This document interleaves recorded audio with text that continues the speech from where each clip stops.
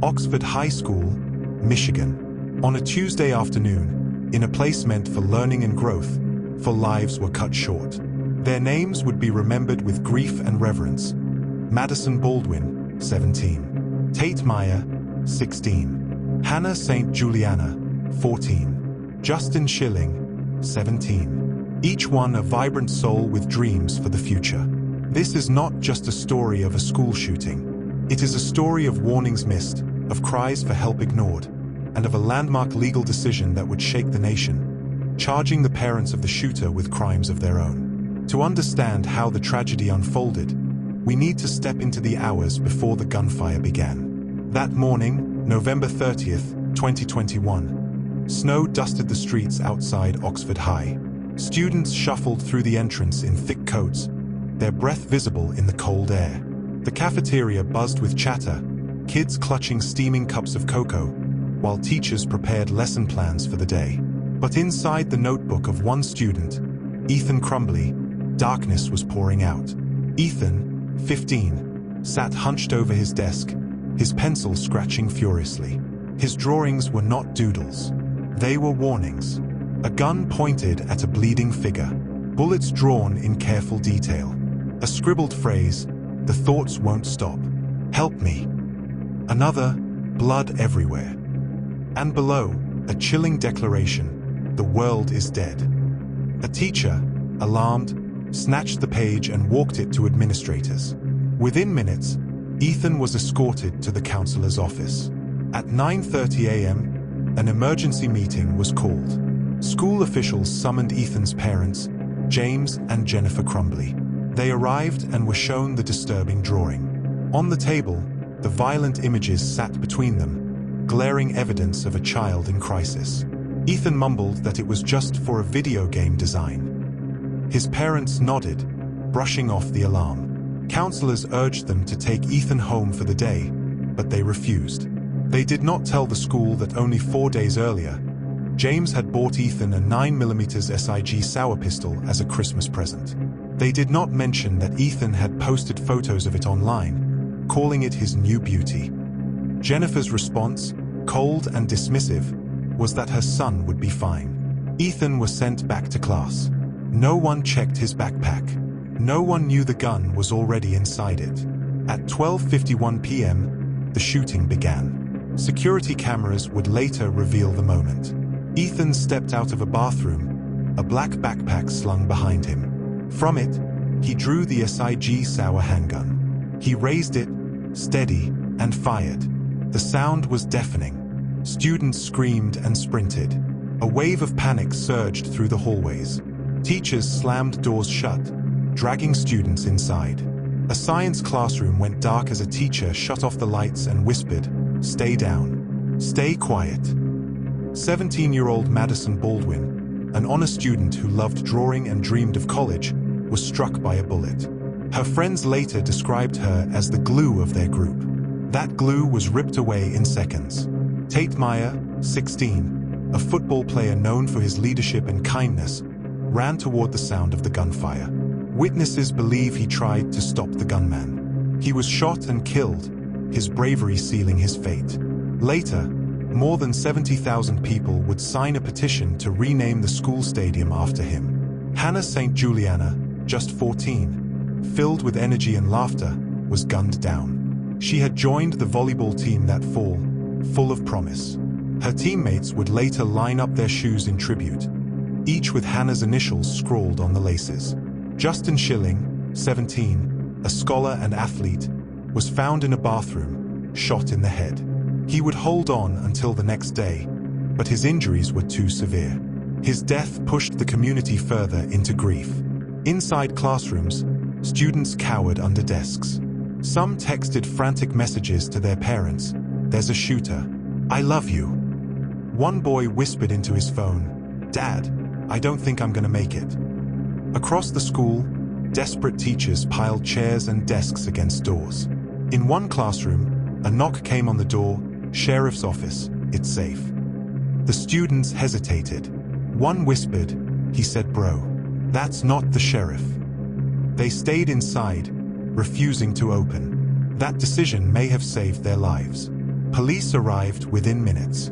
Officers swept the building. Ethan was found calmly walking through the halls, still armed. When confronted, he set down the gun and surrendered without a fight. His chilling composure stunned investigators. That night, Oxford lit up with candlelight vigils. Parents clung to their children, whispering gratitude that they had come home, and grief for those who had not. Outside the school, white crosses were planted. On them, the names of the victims. Around them, flowers, footballs, and handwritten notes. A sign rose above the crowd, "Oxford Strong." But investigators quickly discovered this was not a sudden snap of violence. It was planned. On Ethan's phone were videos he had recorded the night before, describing his intent to shoot classmates. In his journal were entries outlining his obsession with violence. In one, he wrote, "I will have to do this. I have no choice." On December 1st, 2021, Oakland County Prosecutor Karen McDonald held a press conference. Ethan was charged with terrorism causing death, 4 counts of first-degree murder, and multiple counts of attempted murder. He would be tried as an adult. But then came the announcement that stunned the nation. McDonald filed involuntary manslaughter charges against James and Jennifer Crumbley, Ethan's parents. For the first time in U.S. history, parents were being charged for their role in a mass school shooting. The evidence was undeniable. James had purchased the gun for Ethan, calling it a gift. Jennifer had texted Ethan during the lockdown, "Don't do it." Both parents ignored the school's warning hours before the attack, refusing to take their son home. It was not just a case against Ethan. It was a case against a family's negligence, a warning to every parent in America about responsibility, access to guns, and the consequences of ignoring red flags. As Ethan sat in juvenile detention, expressionless, the nation wrestled with a haunting question. Could this have been prevented if anyone had acted? The smiling faces of Madison, Tate, Hannah, and Justin appeared on screens across America, dissolving into Ethan's cold school photo, then into the mugshots of James and Jennifer Crumbley. The nation's heart broke, and its anger swelled. This wasn't just another school shooting.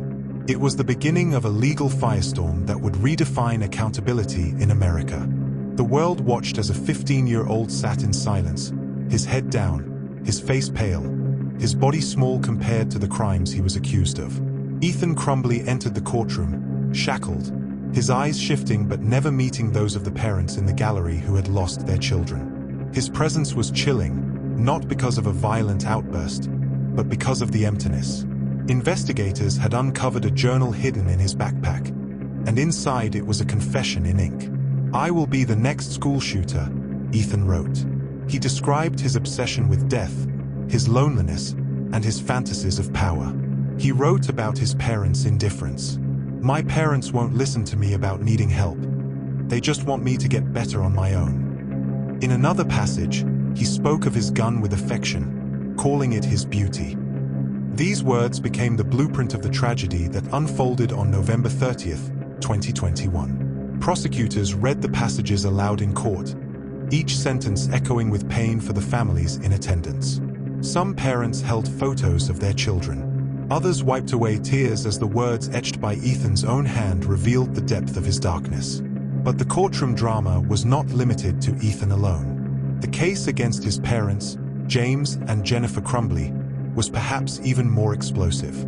Their actions, or lack of them, would ignite a national debate about accountability. The prosecution laid out its case. James had purchased the SIG Sauer pistol on Black Friday, 4 days before the shooting.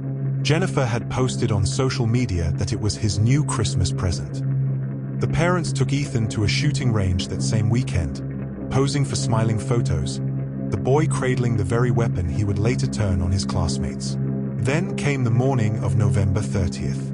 The violent drawings, the urgent meeting, the chance to intervene, the chance to stop everything before it began. Yet when faced with the evidence, James and Jennifer did not act. They refused to take Ethan home. They never checked his backpack. They never mentioned the weapon. Hours later, 4 teenagers were dead. Text messages revealed a disturbing portrait of their awareness. When news of the shooting broke, Jennifer texted her son, "Don't do it." James drove home to look for the gun, only to discover it missing. It was too late. The Crumbleys were arrested days later, after attempting to flee. Found hiding in a Detroit warehouse, they were pulled into custody and charged with 4 counts of involuntary manslaughter each. Their mugshots, side by side with their sons, became symbols of a family's failure and a nation's reckoning. In 2023, Ethan Crumbley pleaded guilty to all charges: terrorism, first-degree murder, and multiple counts of attempted murder. He showed no emotion. In December of that year, a judge sentenced him to life in prison without the possibility of parole. Survivors of the shooting filled the courtroom, some testifying about their trauma, others staring at the boy who had shattered their lives. One mother stood and said, "I hope you remember their faces every single night." But the legal story did not end with Ethan. In 2024, the trials of James and Jennifer Crumbley gripped the country. For the first time, parents stood trial for their child's mass shooting. Prosecutors argued they had ignored every red flag: their son's drawings, his pleas for help, his obsession with violence, and their own role in placing a gun in his hands. Defense attorneys claimed the parents were being scapegoated, that no one could have predicted Ethan's actions. But the jury disagreed. Both James and Jennifer Crumbley were convicted of involuntary manslaughter. Each received a sentence of 10 to 15 years in prison. It was a groundbreaking verdict, sending shockwaves through the nation. The community of Oxford still grieves. The high school now bears memorials for Madison, Tate, Hannah, and Justin. A football stadium was renamed after Tate Meyer, immortalizing his bravery. Scholarships have been founded in the victims' names. And in the classrooms where desks once sat empty, new students learn under the shadow of what happened there. The Oxford case has become more than a tragedy. It has become a precedent, a message that accountability does not end with the shooter.